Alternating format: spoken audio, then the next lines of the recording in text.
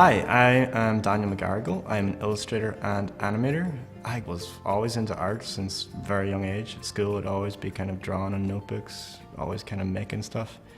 Loved art, definitely was my favorite subject. I did graphic design, but I didn't think it was entirely for me. I was more into kind of video and animation, always been into kind of cartoons and stuff.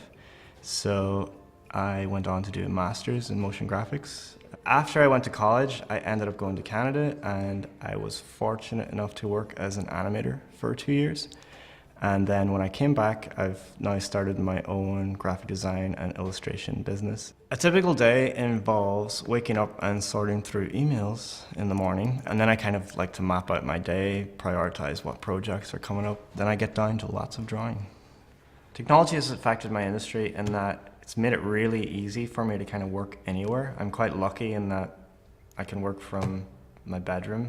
Working freelance means that sometimes you don't always have work, but the upside to working freelance is that no two projects are usually the same. There's a lot of variety, and it can be really exciting. Sometimes I would just use a normal sketch pad, but also I would use a drawing tablet and a stylus, which allows me to get the drawings quicker into the computer. If you're interested in animation, it's pretty cool, but you just watch a lot of cartoons. Always think about how the cartoons are made, breaking scenes down into storyboards. Think about why characters are the way they are. When inspiration strikes you, just draw.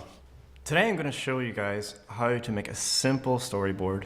The term storyboard was invented by Disney for whenever they used to map out the earliest animations. They would put up large pieces of paper on a wall and arrange them to make a story.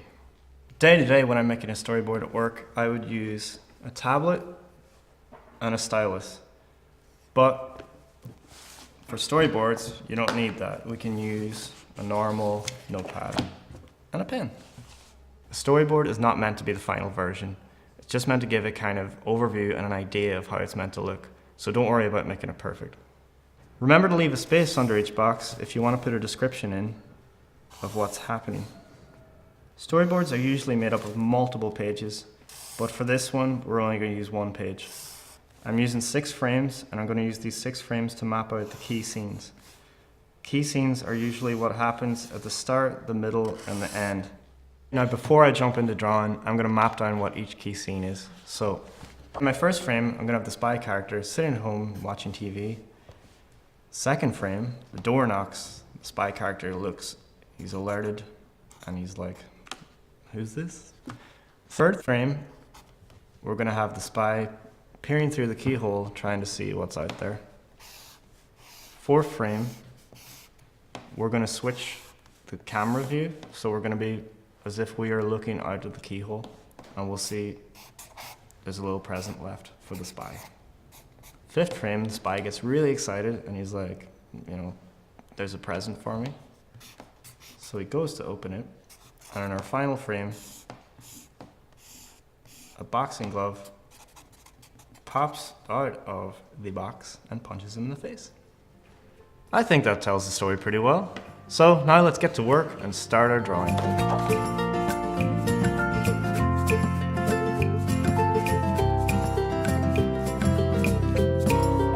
I'm going to talk you guys through what happens in each frame.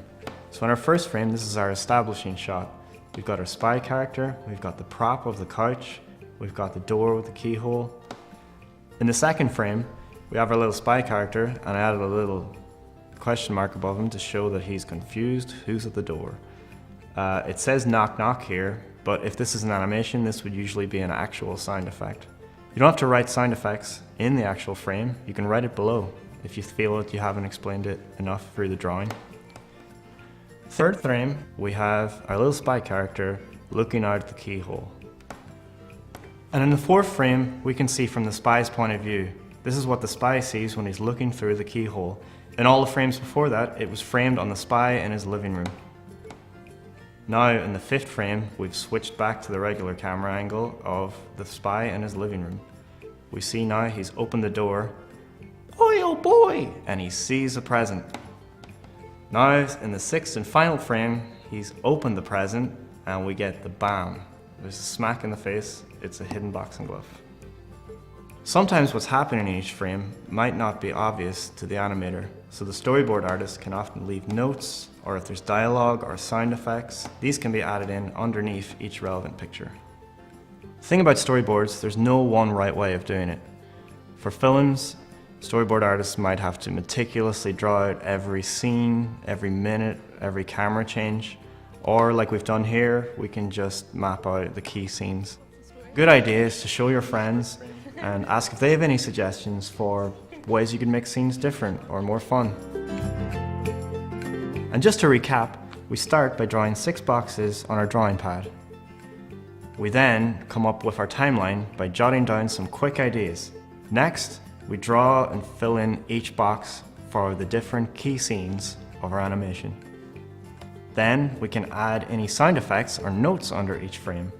Then we have our finished storyboard, which we can show our friends or ask other people for any input or any other ideas. So as you can see, it's really fun to jot your ideas down into a storyboard.